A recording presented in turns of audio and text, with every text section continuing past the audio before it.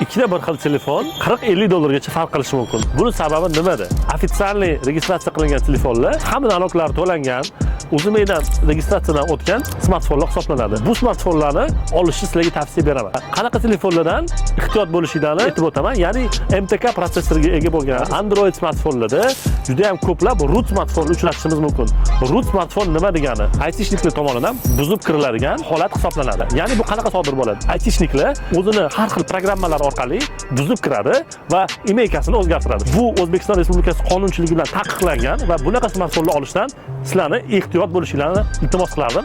Bu aytilayotgan ma'lumotlar faqat iPhone uchun emas, bu Android modellariga ham tegishli. Ya'ni MediaTek protsessor qo'yilgan deyarli barcha smartfonlarni root qilsa bo'ladi. Lekin asosan Snapdragondan foydalanadigan Samsung yoki Honor brendlarida bu holatlar deyarli yo'q. Smartfoningizni Uzumaydan o'tmaganligini aniqlamoqchi bo'lsangiz, yulduzcha reshotka 06 reshotkani terasiz Uzumay saytidan bemalol aniqlasangiz bo'ladi. Agar siz hamma programmalar muammosiz ishlashini, garantiyaga javob berishini xohlasangiz, ofitsialniy rasmiy smartfonlardan sotib oling. Smartfoningizni men o'rgatganimdek tekshirib ko'ring, kommentariyaga yozing, javobingizni kutamiz.